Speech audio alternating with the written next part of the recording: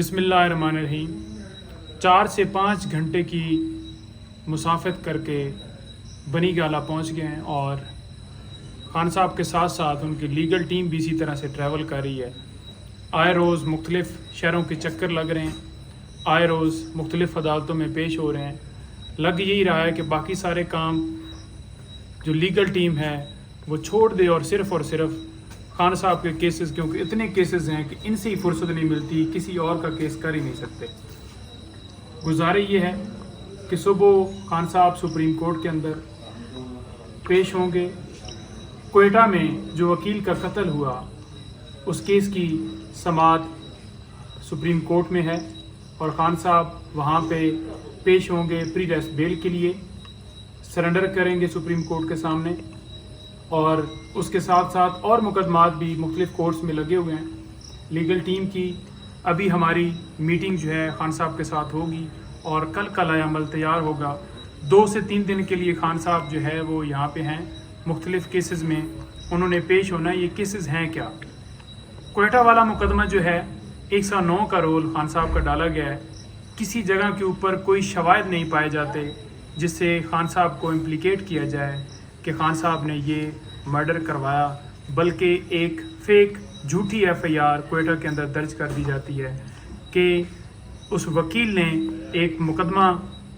High court کے اندر file کیا ہوا تھا عمران خان صاحب کے خلاف، تو اس وجہ سے خان صاحب نے اس کا مرڈر کروا دیا۔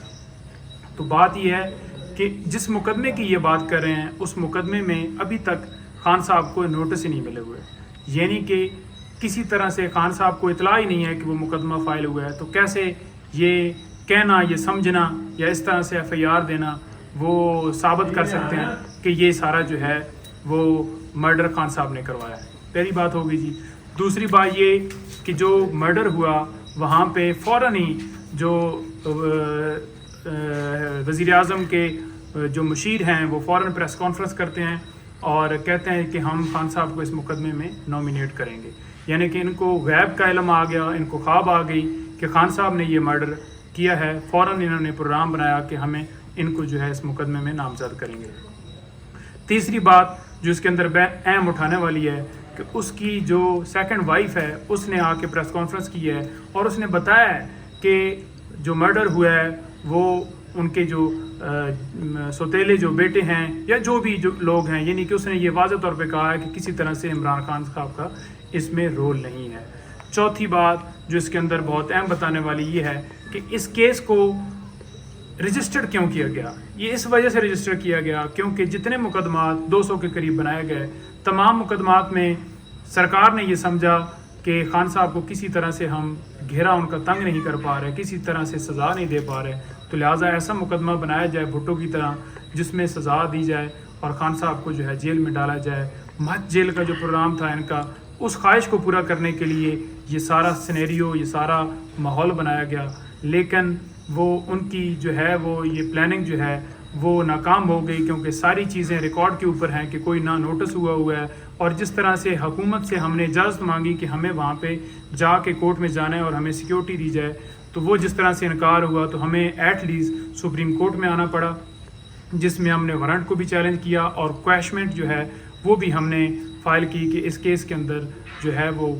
اس کیس کو جو ہے وہ کویش کیا جائے۔ لہٰذا انشاءاللہ اس کیس کے اندر خان صاحب جو ہے وہ بیل بھی لیں گے اور پرچہ یہ خارج ہوگا۔ اس کے علاوہ جتنے مقدمہ وہاں پیش ہوں گے، آپ دیکھ لیں کہ ایک سابقہ ملک کے جو ہے وہ وزیر اعظم اور مسلم امہ کے لیڈر، ان کو کس طرح سے ہر روز عدالتوں کے اندر ذلیل کیا جا رہا ہے، ان کو گھسیٹا جا رہا ہے۔ صرف ان کی حد تک ہی نہیں، ان کی وائف کو بھی مختلف مقدمات میں اسی طرح سے نامزد کیا گیا۔ کبھی جو ہے اوکاڑا کے اندر FIR ہو جاتی ہے، کبھی نیب کے اندر جو ہے توشہ خانہ کے نوٹس ہو جاتے ہیں، اور کبھی یہاں پہ قصار تھانے میں توشہ خانہ کی FIR ہو جاتی ہے۔ تو اس طرح سے یہ سلسلہ جاری ہے۔ انشاءاللہ خان صاحب آئین اور قانون کی پاسداری کرتے ہوئے عدالتوں کے سامنے پیش ہو رہے ہیں اور وہ عدالتوں کا، قانون کا احترام کرتے ہیں۔ جھوٹے مقدمات ہونے کے باوجود وہ خود جو ہے جا کے سرنڈر کریں گے، پیش ہوں گے اور مختلف عدالتوں کے چکر لگائیں گے۔ Thank you.